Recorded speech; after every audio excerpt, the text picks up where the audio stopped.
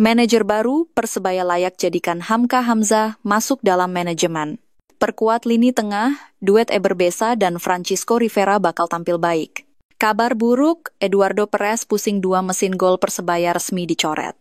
Penyakit lama, benahi ketumpulan lini depan, semua pemain wajib bisa cetak gol.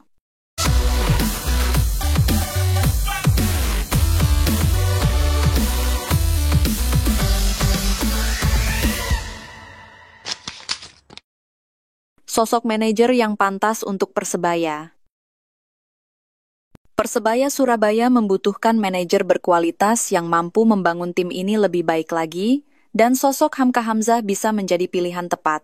Hamka Hamzah memiliki pengalaman yang luas dalam dunia sepak bola, termasuk pernah menjadi bagian dari Persebaya Surabaya sebagai pemain bertahan.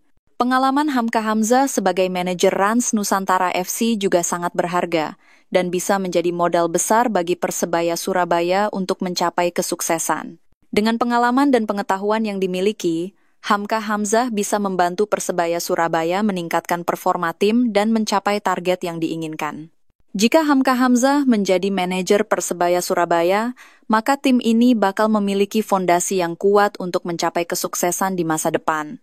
Gimana dulur bonek? Layakkah sosok Hamka Hamzah menjadi manajer tim Persebaya Surabaya? Tulis pendapatmu di kolom komentar. Sosok yang pantas untuk memperkuat lini tengah Persebaya. Persebaya Surabaya masih memiliki 1 slot lagi untuk mendatangkan pemain asing, dan 1 sosok yang pantas untuk memperkuat lini tengah adalah Eber Besa. Eber Besa, pemain yang berposisi gelandang, saat ini bermain untuk Persita Tangerang dan memiliki kemampuan yang luar biasa dalam mengontrol lini tengah. Dengan kehadiran Eber Besa, Persebaya Surabaya bakal memiliki lini tengah yang lebih kuat dan dinamis, sehingga tim ini bisa lebih bersaing di musim depan. Eber Besa memiliki pengalaman dan kemampuan yang dibutuhkan untuk memperkuat Persebaya Surabaya dan bisa menjadi salah satu pemain kunci di tim. Jika Persebaya Surabaya berhasil mendatangkan Eber Besa, maka tim ini bakal memiliki skuad yang lebih kuat dan siap menghadapi musim depan dengan percaya diri. Kita tunggu saja langkah Persebaya Surabaya dalam mencari pemain asing baru, dan semoga Eber Besa bisa menjadi pilihan yang tepat. Jika Eber Besa bisa didatangkan manajemen, menurut dulur semua sudah kuatkah lini tengah Persebaya? Tulis pendapatmu di kolom komentar. Kabar buruk, 2 mesin gol Persebaya resmi dicoret. Setelah menutup musim 2024-2025 dengan cukup apik di posisi keempat klasemen akhir dengan 56 poin, kini badai perubahan mulai menghampiri skuad Green Force. 2 dari 7 mesin gol utama, mereka musim lalu resmi dicoret dari daftar pemain. Mohamed Rashid dan Kasim Botan tak lagi menjadi bagian dari tim untuk musim kompetisi berikutnya. Keputusan ini memunculkan tanda tanya besar di benak bonek, pendukung setia Persebaya Surabaya. Rashid mencetak 6 gol musim lalu, menjadi gelandang yang cukup produktif dalam urusan mencetak angka.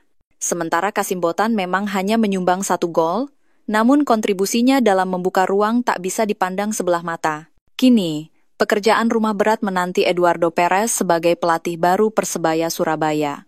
Ia harus bergerak cepat untuk menambal lubang yang ditinggalkan Rashid dan Botan, terutama dalam hal produktivitas lini depan. Total gol yang dicetak Persebaya Surabaya di musim lalu hanya 41 gol, sementara kebobolan mencapai 38 gol.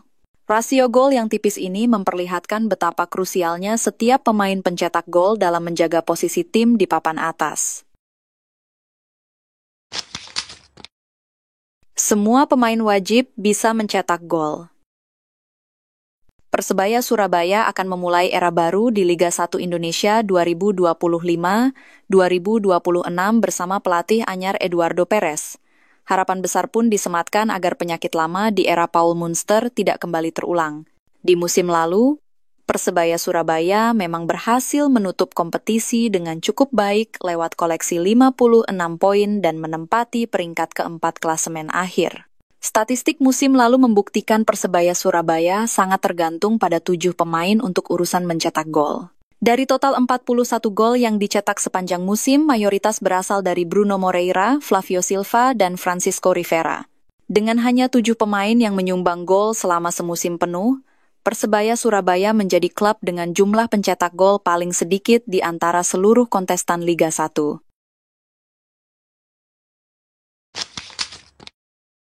Persebaya punya tekad besar pulangkan Hansa Muyama.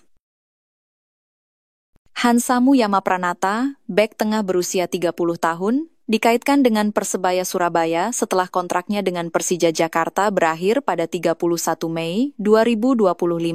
Hingga saat ini, belum ada konfirmasi apakah Persija akan memperpanjang kontraknya atau apakah sang pemain akan mencari tantangan baru di klub lain.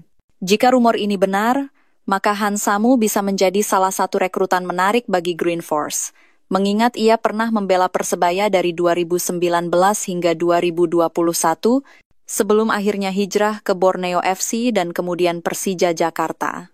Hansa Muyama adalah salah satu bek tengah berpengalaman di Liga 1 Indonesia dengan rekam jejak yang cukup panjang. Musim lalu, Hansamu tidak mendapatkan banyak kesempatan bermain di Persija Jakarta.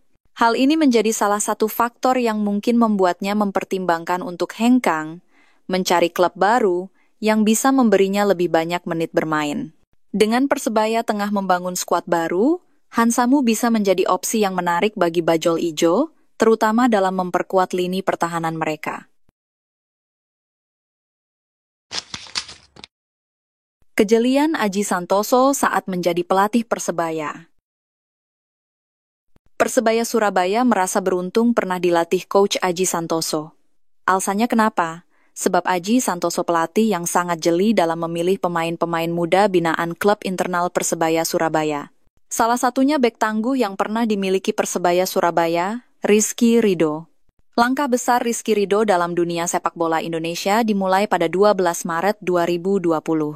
Kala itu, pelatih Persebaya Surabaya Aji Santoso memberinya kepercayaan penuh untuk melakoni debut di kasta tertinggi sepak bola nasional. Masih berusia 18 tahun, Ridho tampil sebagai starter saat Persebaya Surabaya menjamu Persipura Jayapura di Stadion Gelora Bung Tomo. Aji Santoso kala itu tegas menyebut nama Ridho sebagai bagian dari kerangka utama tim. Sosok muda ini diproyeksikan sebagai tembok baru pertahanan Green Force sejak menit pertama. Transformasi Ridho dari bek muda Persebaya Surabaya ke pemain utama Timnas Indonesia dimulai di era Shin Tae-yong. Ia menjadi bagian penting dari regenerasi lini belakang merah putih menuju arah yang lebih modern dan disiplin. Dari debut bersama Aji Santoso di Persebaya Surabaya hingga kini jadi tembok kokoh Timnas Indonesia, Ridho menunjukkan kerja keras dan kesabaran bisa membawanya ke puncak. Ia adalah bukti nyata masa depan sepak bola Indonesia punya fondasi kuat di lini belakang. Persebaya dilupakan PSSI dalam ikut serta Piala Presiden. Turnamen pramusim sebelum Liga 1 dimulai yaitu Piala Presiden, lagi-lagi Persebaya Surabaya tidak diikutkan di ajang bergengsi pramusim ini. Diketahui Piala Presiden tahun ini ada sedikit yang berbeda, di mana klub yang menjadi peserta bukan hanya dari klub lokal, melainkan PSSI akan mengundang beberapa klub yang di mana pemain diaspora menjadi bagian dari tim tersebut. Ketua Umum, Ketum PSSI, Erick Thohir mengumumkan ada 6 klub yang bakal meramaikan turnamen tersebut. 2 klub berasal dari luar negeri, yakni Oxford United dan Port FC. Lalu 2 lagi adalah Persib Bandung serta tim All-Star Indonesia.